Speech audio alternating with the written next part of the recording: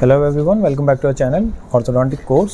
मैं आपको आज एक केस दिखाता हूँ कि at the end of the treatment आपको बाइट को सेटल करना क्यों ज़रूरी है। अब पहले कुछ हम बच्चे से क्वेश्चंस पूछते हैं, आपको पता लगेगा कि बाइट अगर दोनों तरफ से, आप जब खाना खाते हो तो किस तरफ से ज़्यादा बेटर खा पाते हो?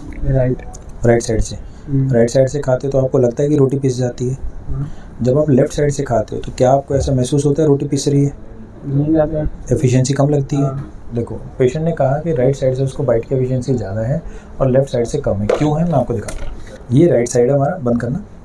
ये जो आप रिलेशन देख रहे हो, ये आपको दिख रहा है कि अपर का एक टूथ नीचे दो टूथ के कॉन्टैक्ट में आ रहा है। कस फोसा रिलेशन जैसे हम बात करते हैं, इधर आपको कहीं भी ऑक्लूजली गैप नहीं दिख रहा। तो पेशेंट जब खाना खाता है, रोटी कटती है, पिसती है, आराम से पेशेंट ईजिली चू कर पाता है। अब दूसरी साइड पे दिखाते हैं। कोई इंटरऑक्लूजल गैप दिख रहा है, यहाँ आप देख रहे हो गैप है, यहाँ पे भी गैप है, तो एक दूसरे के ऊपर नहीं आ रहा है। ये एंड ऑन रिलेशन आ रहा है। मोलर बाहर के प्री मोलर में सेकंड आपको पैलेटल कस्प दिख रहा है अलग से। तो इसलिए होगा क्या कि अगर आपका ऐसा कस्प रहेगा तो उसमें पेशेंट बाइट ही नहीं कर पाएगा, क्योंकि टूथ तो कॉन्टैक्ट में नहीं आ रहा। अब जैसे लेफ्ट साइड में है तो हमने सेटलिंग इलास्टिक्स इस केस में दिए थे, लेकिन हुआ क्या कि मोलर बैंड निकल गया, तो इसलिए सेटलिंग इलास्टिक प्रॉपर अपनी जगह काम नहीं कर पाए। दूसरा, वायर का स्लॉट में रहना बहुत ज़रूरी है। इस टाइम पे प्रीमोलर में से वायर निकला हुआ है, जिसकी वजह से प्रीमोलर का लेवल डाउन है। सेकंड प्रीमोलर का वो कांटेक्ट में आ रहा है, उसके साथ बाइटिंग अच्छी हो रही है। बट फर्स्ट प्रीमोलर, क्योंकि वो वायर से अलग हो चुका था, वो ऊपर है।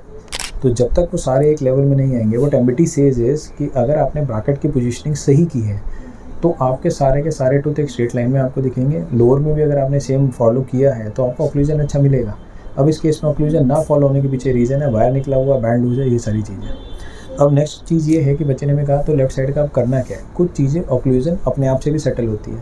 अपने आप से का सेटल का मतलब है कि अगर आप हम लेफ्ट साइड पे वायर लगाएंगे, क्योंकि प्रीमोलर में आपको पता है कि डबल रूटेड टूथ होता है, बहुत पतली पतली रूट्स होती है फर्स्ट प्रीमोलर में। अगर अब इसमें मैं वायर एंगेज करके उसको पुल डाउन करने की कोशिश करूँगा, ऑलरेडी ट्रीटमेंट को हमारा 1-1.5 साल हो चुका है। 1 साल तो हो गया होगा बेटा? नहीं, 1 साल कितना हो गया? लगभग 9-10 महीने अभी हमारे हुए हैं।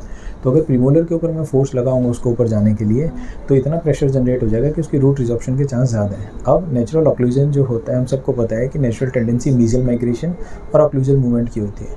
तो इस साइड पे मैं अभी के लिए पोस्टीरियर वायर कट कर रहा हूँ। I am allowing the occlusion to settle naturally. एक बार नेचुरली सेटल होने का मौका देते हैं, फिर देखते हैं कुछ टाइम बाद क्या होता है। Thanks for watching our video.